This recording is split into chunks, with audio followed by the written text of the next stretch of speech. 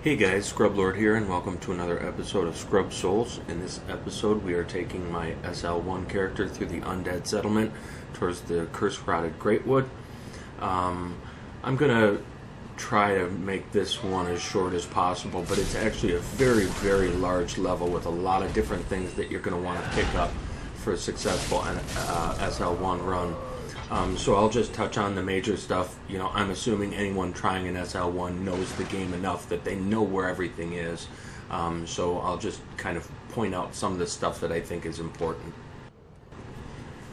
In this first area here, you're going to want to get Loretta's Bone, run up and pick up the Estus shard there, and then there's a Titanite shard up here around the corner. I think probably the most efficient route here is to go straight for the bonfire. There is a Titanite shard on this ledge that you'll want to grab, and a bonfire in this building.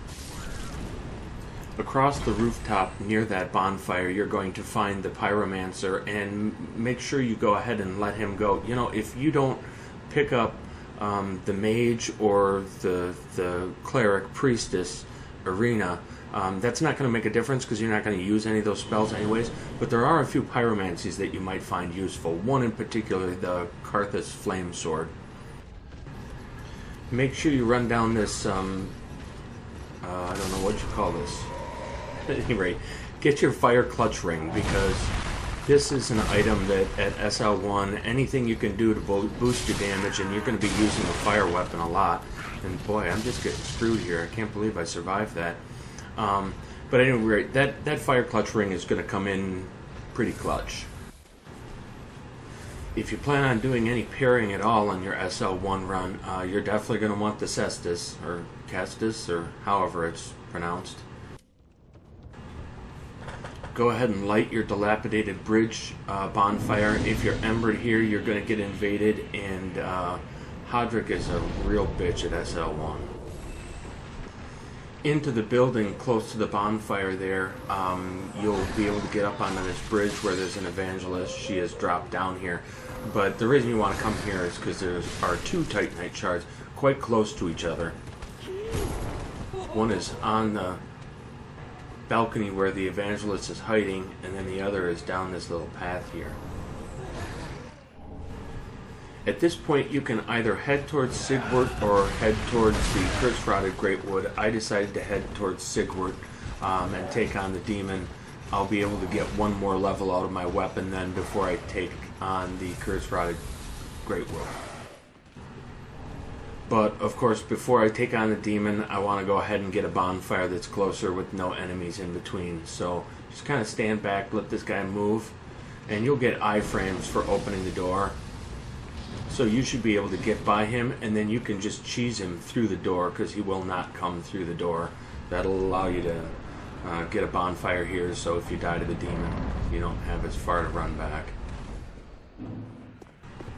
After you make friends with the giant and Sigwart, go ahead and take on the demon. This guy can be pretty rough, and of course you don't want to use your fire broadsword, because he's fire-based, although you'll still do damage.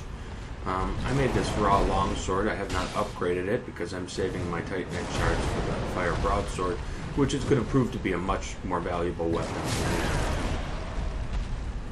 Any time now, Sigwart. There we go.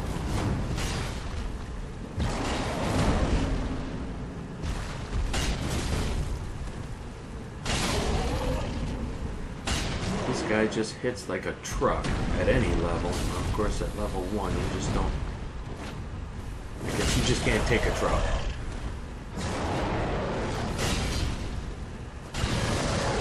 But we get him here first try, so it's pretty good.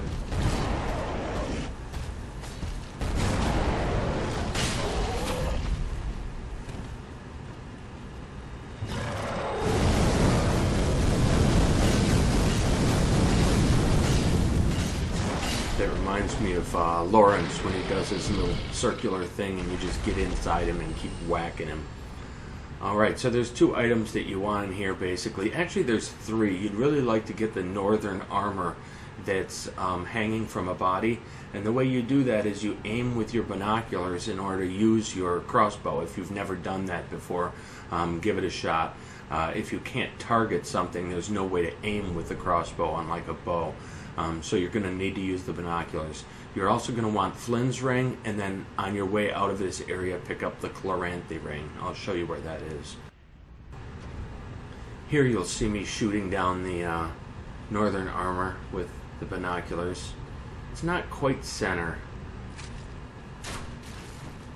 And there she goes. Go ahead and pick that up.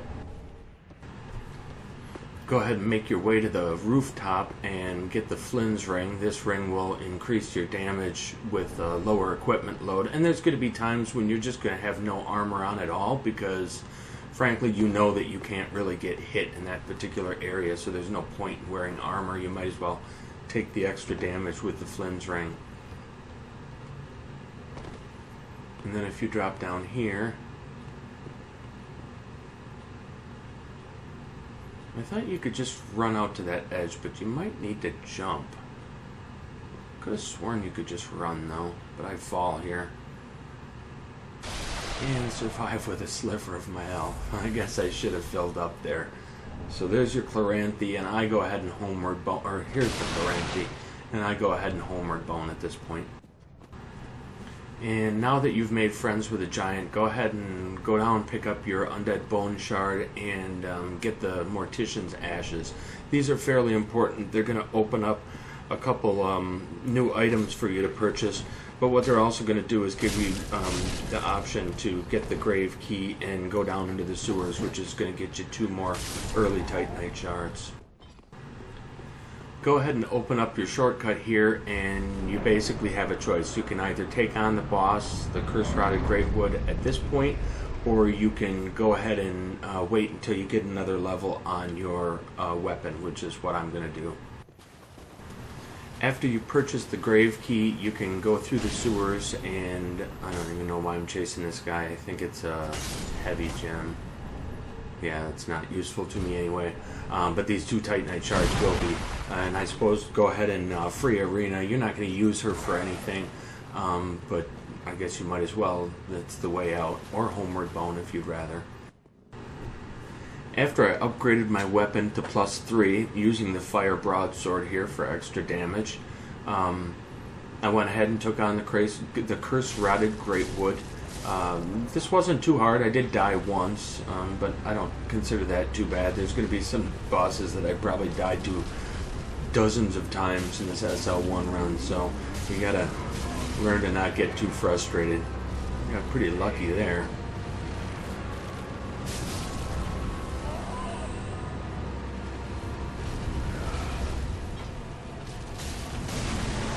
There we go.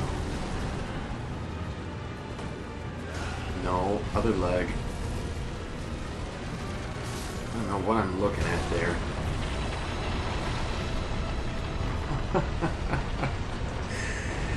Okay. So I'm sure if you're trying this with an SL1, you already know how to kill this guy. Just look for the balls and try to hit him. It probably helps to not be locked on here. But sometimes it can prove somewhat beneficial. Especially when I'm attacking his front. If you're attacking the legs, though, locking on, of course, is a real bad idea. And there I'm on the wrong side again. The balls are on the other side.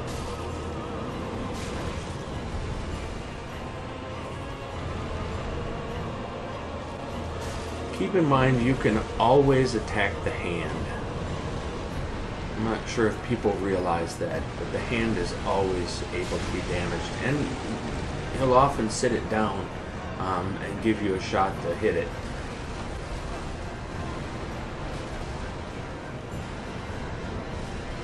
Here's a good example, though, this fight where people think that, oh, there's just no way I could do an SL1, you know, the bosses do too much damage and stuff. Here I end up, I believe I get grabbed. I don't think it was on the losing one. Yeah, I think I get grabbed right here and survive the grab. So you'd be surprised how durable you are at SL1. You aren't quite the fragile creature you think you are. I mean, you are fragile, and you need to, you know, play smart, not like that. But you can take more damage than you think. So, that's it, the curse-rotted Greatwood. Okay, so I guess at this point I'm probably going to go back to the High Wall of Lothric. I'm going to kill the dragon, I'm going to kill the mimic, and get the deep battle axe. I'll do that off camera. There isn't really any reason. You know where I'm going and what I'm doing. Thanks for watching. Leave a like and subscribe. And if you're trying to do an SL1 and finding this useful, let me know in the comments so I feel like it's doing someone some good. Thanks a lot.